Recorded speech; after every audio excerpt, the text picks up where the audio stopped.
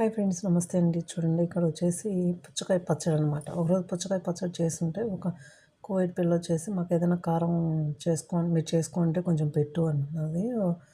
ఒకసారి పెట్టాను అనమాట. ఈ టేస్ట్ చూసి అప్పటి నుండి పుచ్చకాయ తెచ్చినప్పుడల్లా పుచ్చకాయ రగ్గి పచ్చడి, రగ్గి అచ్చారు అని చెప్పేసి అడుగుతూ ఉంటుంది. పుచ్చకాయను వచ్చేసి అరబ్బీలో రగ్గి అంటారు. ఓకేనా ఫ్రెండ్స్. తర్వాత వచ్చేసి పుచ్చకాయ పచ్చడిని ఫస్ట్ వచ్చేసి ఇలా కట్ చేసుకొని పచ్చిమిర్చి ముక్కలు, అలాగే వెల్లుల్లి, టమాటో ముక్కలు అయితే కట్ చేసేసుకొని ఒక కడాయిలో ఆయిల్ వేసేసుకొని ఇవి మొత్తం వేసుకొని బాగా పచ్చివాసన పోయేంత వరకు మెత్తబడే విధంగా వేయించేసుకొని ఒక కడాయిలో శనగపప్పు, జీలకర్ర వేయించుకొని పౌడర్ చేసుకోవాలి. చూడండి, ఇలా పౌడర్ చేసుకొని అందులో వచ్చేసి యాడ్ చేసేసుకోవాలి. వేయించుకున్నట్టు అని యాడ్ చేసేసుకొని మిక్సీ పట్టేసుకొని కొంచెం సాల్ట్ వేసి మిక్సీ పట్టేసుకొని పోపు అయితే పెట్టేసుకోవాలన్నమాట.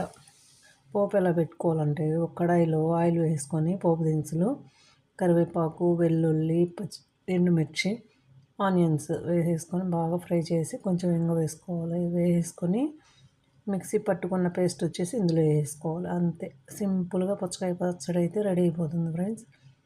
ఓకేనా. మాట్లాడుతూ ఉంటే నోట్లో నీళ్ళు ఊరుతూ ఉన్నాయన్నమాట. ఓకేనా. మీకు నా వీడియో నచ్చితే లైక్ చేయండి, షేర్ చేయండి, సబ్స్క్రైబ్ చేయండి. Thank you for watching.